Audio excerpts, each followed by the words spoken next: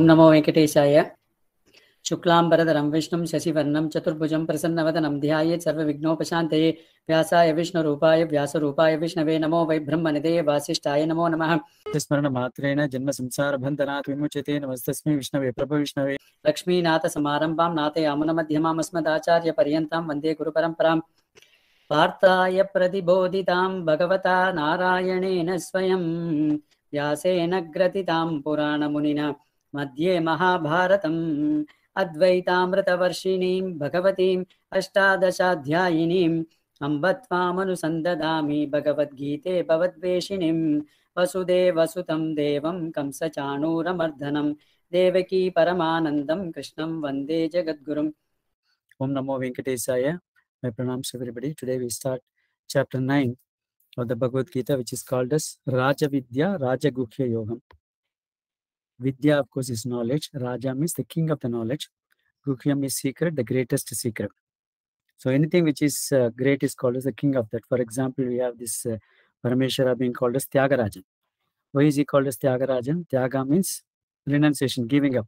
So he's given up all the good things in this life. For example, the one that he wears is the elephant skin. He doesn't wear pitambaram or good clothes. Similarly, he's wearing, he's applying this entire ash over his body, the ash of the, this burnt corpses. That's what he's wearing, applying on his body. He has got the matted locks on his head.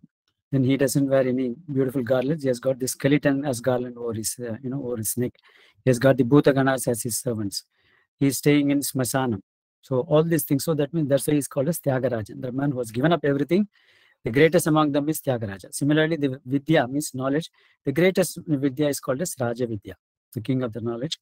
Similarly, Guhyam, that Bhagavan is going to tell the secrets about himself, the greatest secret, and therefore this is called as Raja Guhya, Raja Vidya, Raja Guhya Yoga. So let's start with the first sloka.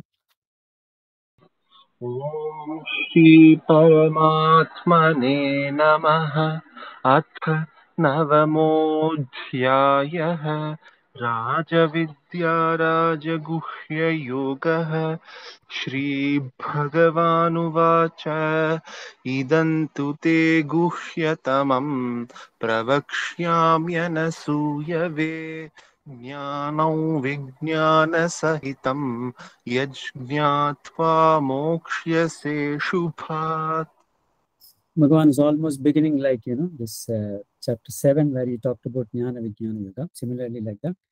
Idam Tute. So that means Anasuyave. That means he is addressing Arjuna. Why am I giving this knowledge? Because Anasuya. Asuya means jealousy. Anasuya means one without any jealousy, without any cavil. So that means Arjuna, the qualification that Arjuna had, which prompted Bhagavan to give this knowledge is non-covetousness, that is non-jealousy. So he's saying Anasuyave. That means, Arjuna, you don't have any jealousy. Because of that, I'm going to give this knowledge. Idam tu te guhyatamam. So that means te for you. Idam this. Guhyatamam. Guhyatamam. Guhyatamam. Guhya means secret. Guhya, guhyatara, guhyatama. That is the positives, comparative and superlative degrees. That's what you find in English language. Good, better, best. So similarly like that, Guhyatamam is the superlative. So that means the most secret. Guhyatamam, I'm going to give you the most secret Jnanam, that knowledge, as well as Vijnanam. The practical applications are how to get the Anubhav. That means how to get the experience, this knowledge. Vijnana Saitam, along with that. So I'm going to give you the secret knowledge along with the practical aspects, as well as how to get this experience of this knowledge. Yajñatva Sahitam, along with that. Having known that,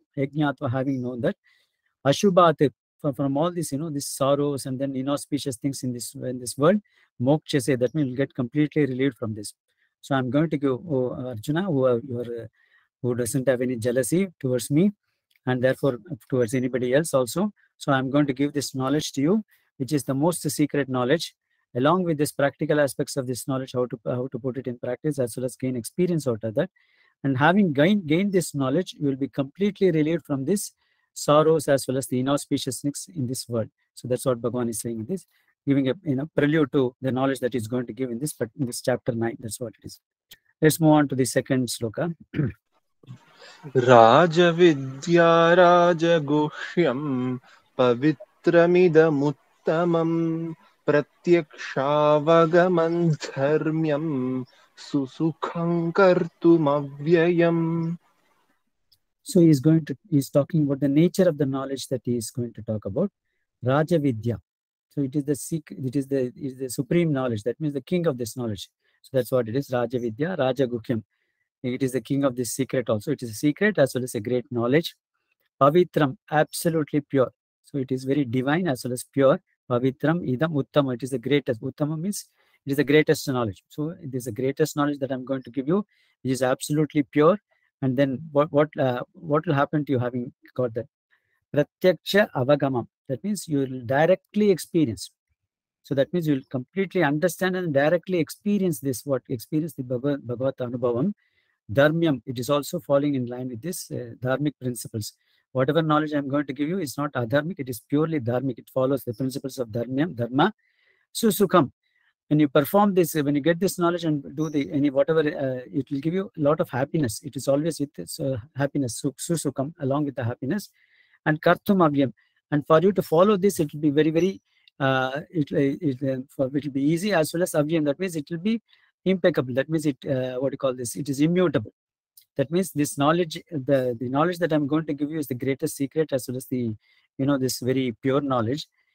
Once you gain a direct experience of this particular knowledge, which I'm sure you'll do that, that's what Bhagavan says, it falls in line with the dharma, and while performing these actions also you'll get happiness out of that, and for you to perform that, it can be joyfully performed, it can be everlasting. That means you can perform this, there is no end to that. Avyaya means which is immutable. So that means you can keep on practicing this knowledge and then for eternally for this knowledge. So that is the greatness of this particular knowledge. So he is giving prelude to the knowledge that he is going to give in this particular chapter.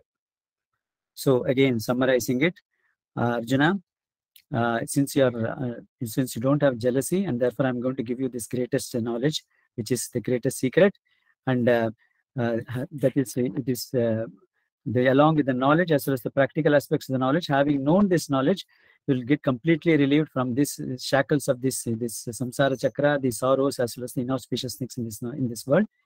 And again, this is the greatest knowledge. It's the greatest secret.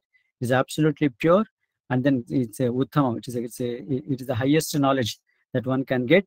And then once you gain a direct experience of this particular knowledge, it also is in line with the dharmic principles. You can perform this. You will get happiness while getting this knowledge, as well as the actions that you perform arising out of this knowledge can be performed everlasting without any limitations of time. That's what he's saying. Let's move on to sloka number 3. Ashraddhānah purushaha dharmasyasya parantapa aprapya mam nivartante mrityu samsara vartmani. Parantapa, that means who is the scorcher of these enemies. That means you are the person who can gain victory over all your enemies. Parantapa. Ashraddha dhanaha, that means people who don't have faith. So that means people who don't have faith in this knowledge and in me. Purushaha, all these jivatmas. Purusheteti purusha, all these jivatmas who don't have faith in this knowledge. Dharmasya asya. So that means in this knowledge which is falling in line with the dharma, if they don't have this faith in this particular knowledge, ashraddha dhana purushaha dharmasya asya parantapa aprapyamam, they won't get me at all. People who don't have faith in this knowledge, they will not reach me or they will not get me. To get. So prama means me. So they won't get me at all. If people who don't have faith in this knowledge, they won't get me at all. Nivartante. So they keep on falling into this mrityu samsara vartan. That means in this samsara chakra, which is this birth and death, birth and death, birth and this, they fall into the samsara chakra, and they will keep on coming into the cycle because they don't get me at all, because they don't have faith in this knowledge, and therefore they get into this samsara chakra because having not got me. So Bhagavan, in fact, even the earlier sloka says, if somebody reaches me, there is no question of for the person to come back into this samsara chakra, because these people don't have faith in me as well as in this knowledge. They don't practice this knowledge, and therefore they don't get me ultimately. Since they don't get me, they always come into this samsara chakra, in this mrityu samsara. That means this this death, the birth and death of this material existence, they keep on coming into the samsara chakra. Nivartante, the vartmani means on this path. Nivartante, they keep on coming back and forth into this one. So that means people should have faith in this knowledge, And also, if they practice this knowledge, they will get me. If they don't get me, they always come into this samsara chakra. So that's what Bhagavan says in this sloka number 3. Sloka number 4. Maya tadamidam sarvam jagadavyaktamurtina matsthani sarvabhutani nachaham teshvavasthitah. Maya tatam idam sarvam. So that means all this entire universe, Maya by me, tatam, all these things, tatam means pervaded. That's all these things are completely pervaded by me. That means I'm present in all the things in this universe and also beyond that. Jagat avyakta murtina. So that means what is manifestation. So that means what is manifested in this world as well as what is not manifested in this world, all these things are completely pervaded by me. What are the manifested things? Manifested things are what are perceived through the sense organs. Whatever you see, whatever you hear, whatever you smell, whatever you taste, whatever you touch, all these things are, that is Jagat. That is all these things are the things which we can obtain through the sense organs, the knowledge about that. What is not cannot be obtained through the sense organs. For example, the existence of the Jivatma. The existence of the Jivatma can neither, nobody can see a Jivatma, nor hear a Jivatma, nor smell a Jivatma, nor taste a Jivatma, nor touch a Jivatma. So the unmanifest. So all these things which are manifested as well as avyaktam, which is not manifested, that means which is not available through the sense organs, all these things have been pervaded me. Pervaded me means I am there in all these things. So I'm present in all these things, all this avyakta as well as the Jagat. So that means Vyakta and Avyakta. So I'm present in, I'm pervading in all these things. Maya tatam idam sarvam Jagat Avyakta murtina mastani sarva bhutani. That means all these things, mastani in me, all these things, sarva bhutani, all these beings reside in me, both inert as well as this, this living beings. Everything resides in me. Mastani sarva bhutani nacha aham teshu avastitah. But at the same time, I don't exist in them. Again, same thing which we saw in chapter 7 also, we had the same, the argument that Bhagavan put forth. They are all in me, but I am not in them. There are two ways of interpreting this. One is, if you go through this, this Maya principle, Mayavada principle of put forth by Adi Shankar Bhagavad, the world itself doesn't exist. So when the world doesn't even exist in the form in which we think, then Bhagavan says they don't, I don't exist in them. If something doesn't exist, how can Bhagavan exist in them? Example, the snake and the rope. So when you go in the morning, you see in the twilight, you see something coiled around. You think it is a snake. You go for the walk. Then you come back after some time. Again, that the circular thing, the coiled one is there. You go near it. You find that it is a rope, not a snake. The snake did not exist at all. It was only the rope that existed. Even at that, when you went out, and when you come back also, it is the same thing that is existing. So that means the snake gave an appearance of existence at that point of time. Then later on, when you realize that it is not the snake in the rope, then it's the rope only that exists. Similarly, the entire world exists as Brahman. So Bhagavan alone exists. The appearance that the other things exist comes out of our ignorance. We think that all other things also exist. That is what is called as the Maya. It gives an impression because of the lack of knowledge. Once you realize that everything is Brahman, then nothing else exists, and therefore Bhagavan says, I don't exist in them. Because if something doesn't exist, how can Bhagavan exist in that? So that is one way of putting the argument. The other argument which is put forth by Dvaitins as well as the Vishishtadvaitins for the same words of the Bhagavan, they say that everything exists in Bhagavan, but that means Bhagavan is the support for all those things, but he is not. But all other things are not the support for Bhagavan. So that is he exists on his own. He doesn't need anybody else's support for existence, and that's why he's saying that they exist in me, but I don't exist in them. I don't exist in them means they are not the support for me to exist in this world. I can exist independent of them also. In fact, the whole world, the entire universe, only 1/4 of this is sustained by 1/4 of his Mahima, 3/4 of his Mahima is outside this entire scope of these 14 worlds, Sri Vaikuntham and other places. So therefore, Bhagavan's implication is that they don't exist. They exist in me, but I don't exist in them. That means they don't, I don't need their support for my existence, and therefore that's what Bhagavan says.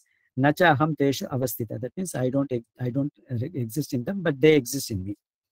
Same example which we saw earlier also. In our body, so many cells exist.